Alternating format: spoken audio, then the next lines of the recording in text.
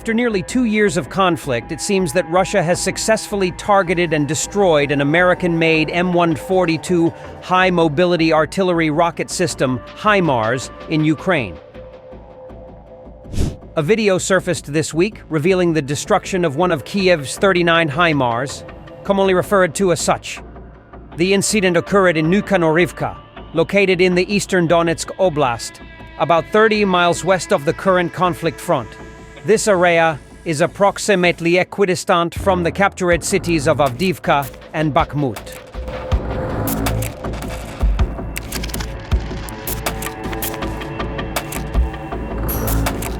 The HIMARS, high-mobility artillery rocket system, has become a symbol of Kyiv's strong and smart defense against Russia's ongoing invasion.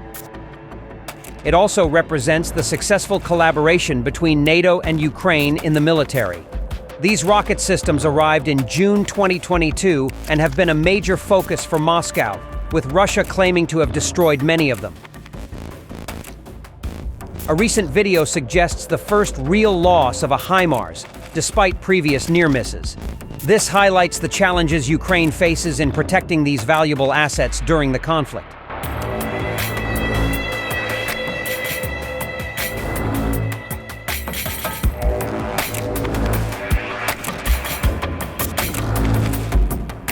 The destruction of the rocket system has raised concerns in Ukraine, which is not surprising considering the crucial role played by HIMARS teams.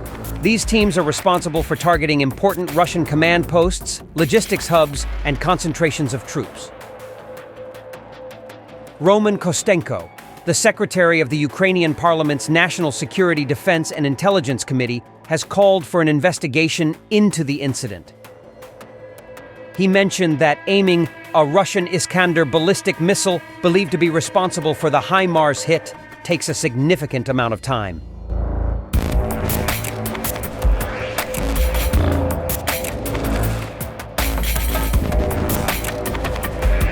Let the experts investigate why this happened, he added.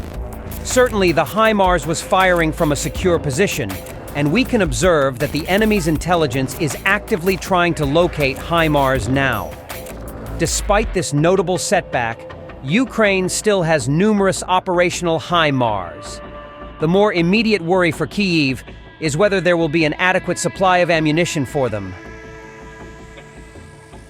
HIMARS rockets of various ranges are among the ammunition affected by political disagreements in Washington. This loss may prompt both Ukrainians and their American allies to address the urgency of resolving these supply issues.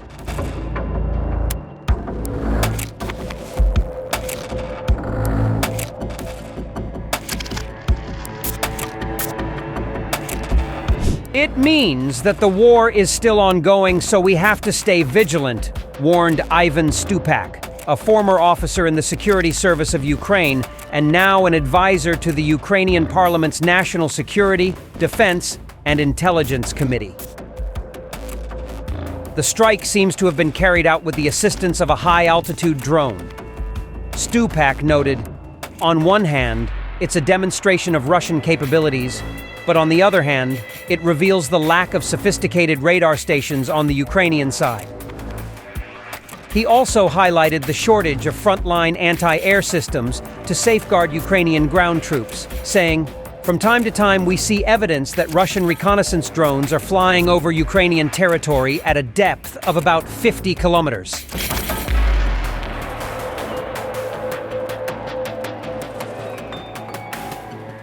Pavel Luzin, a Russian military analyst and visiting scholar at the Fletcher School of Law and Diplomacy, emphasized that the destruction of the first HIMARS is significant, especially considering the time it took Moscow's troops to achieve it.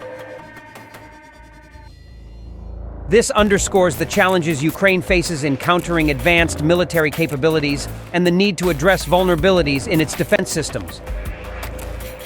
It is interesting that the HIMARS survived for such a long period, he explained. It is a great success. Russia lost hundreds of MLRs, multiple launch rocket systems, and thousands of howitzers during the same time.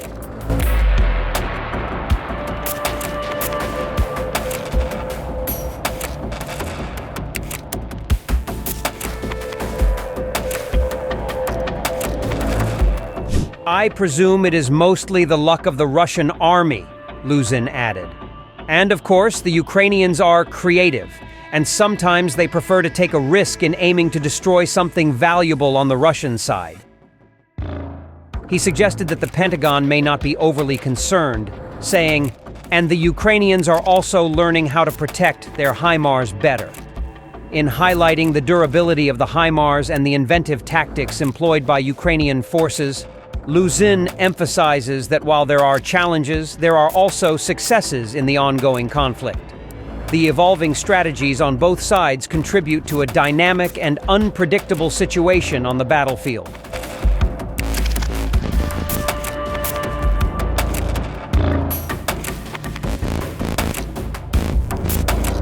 In the flat terrain of the Robotyne Front in southeastern Ukraine's Zaporizhzhia region, the Ukrainian army faces significant challenges in repelling the Russian invasion.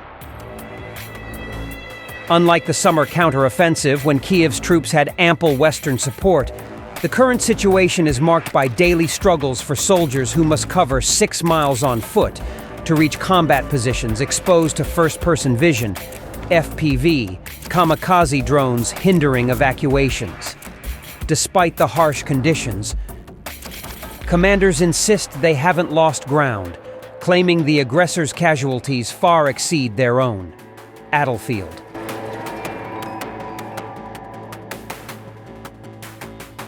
The area, covering about 30 square miles, liberated by Ukraine last August, is now besieged by at least 9 Russian regiments, including airborne, motorized, and air assault units.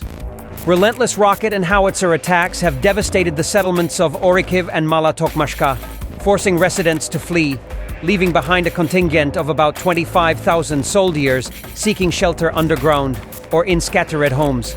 The strategic importance of Robotyne may be more symbolic than tactical, yet analysts suggest the siege weakens Kyiv's forces against the Kremlin's main military objective in the east.